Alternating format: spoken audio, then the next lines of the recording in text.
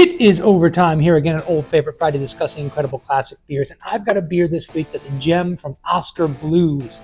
That is our Mama's Little Yella Pils. This is a brewery that I adore, that unfortunately I just don't get very much beer from Oskar Blues down here in South Florida these days. Dale's Pale Ale, everybody knows. I featured it not once but twice on Old Favorite Friday because I redid some videos that were early on and we changed the format a bit. But we used to get stuff like 1050 and Goodnight and Gubna. I realize that some of those beers might actually not even be in circulation anymore, but we used to get a lot of great stuff from them, Deviant Dales, things of that nature. And right now, the only beer I can get regularly is Dale's. I found this. I went up to Jupiter to visit some family, and there was a great local craft beer store that I picked this up at. I was thrilled to have it. I haven't had Mama's Little Yella Pils in forever, and this was a beer that was really important to me, and I think very important for the craft beer industry because, back in 2009 when they released this beer, commercial large craft breweries were not doing pilsners for the most part. I mean, obviously there are some examples out there, but it was not a regular thing. It's not like it is now where you have a lot of craft breweries focusing on these lighter, crisper styles. It's become kind of a hipster thing, if you want to say it that way. But a lot of breweries are gravitating back towards those kinds of beers. In 2009, it was all about crazy hops and imperial styles and adjunct ingredients, and they come out with this Pilsner, which is, their take on a Pilsner. It's a little bit more hoppier. It's a little more of an American twist on it, or even like as they say, an Oskar Blues twist on the beer. But at the end of the day, it is a 100% malt Pilsner with old school, traditional European hops, and it's just really delicious, really crisp, and incredibly well made. This is for a beer that's 4.7% alcohol, and for a beer that does not have a ton of different ingredients in it. There's just such a great expression of lemon zest. There's a little bit of honey in here. It's not sweet at all. It's a dry beer.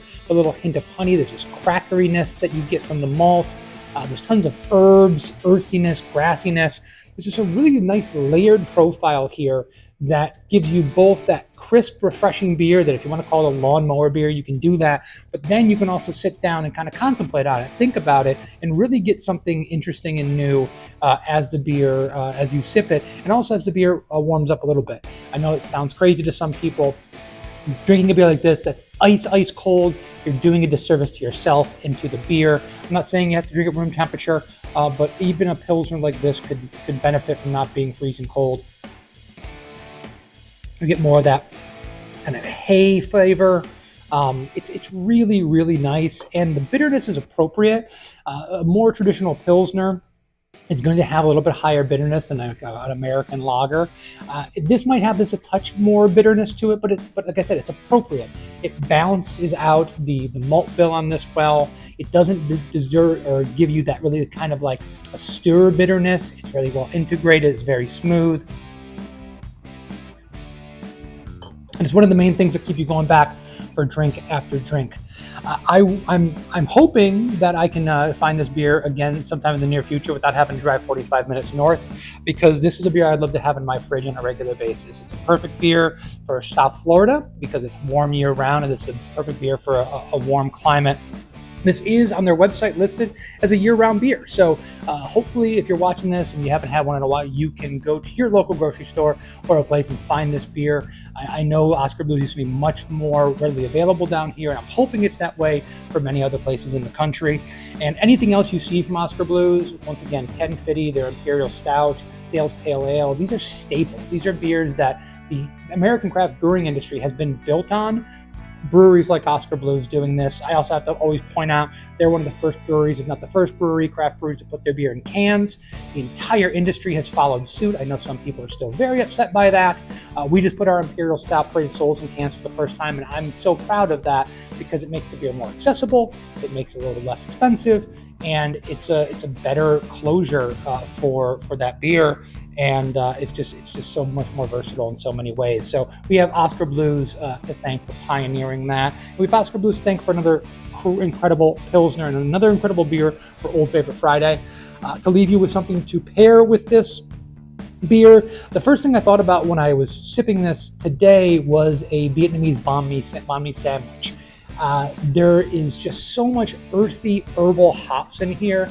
And if you look at those fresh herbs and those fresh vegetables in a banh mi, it's just the perfect match. It's gonna kind of supercharge those flavors, if you will. You also have the spiciness and the bitterness going really well with the spices. I like the nice pork that comes on a banh mi sandwich, or at least I should say a pork banh mi sandwich is what I'm thinking about. Those go really, really well together. They're gonna accentuate each other really nicely. And then just kind of, we always talk power for power, you know, the body of the beer meeting the body of the sandwich, or the body of the food in the sandwich, I guess in this case, but the food in general. And this is crisp and clean and refreshing. And that sandwich with all those fresh vegetables is crisp and clean and refreshing. And then you have, finally, you have that crackery, bready aspect that's very subtle in this beer that's going to just go well with the bread, on the perfectly baked bread on a good banh mi sandwich. So I think that would be a dynamite pairing, and I've got a few cans here left over. Maybe I'll give it a try. Thank you guys, as always, for joining us. Please like and subscribe. Please poke around our channel, find other videos just like this one, and also give suggestions. I can't guarantee I can find all the beers that you guys suggest. I get lots of suggestions that they're just not available to me. But when I can, and I love a beer, and I haven't thought about it in a while, sometimes you guys are the ones who remind me. So I thank you guys very much for that. We'll see you next week. Cheers.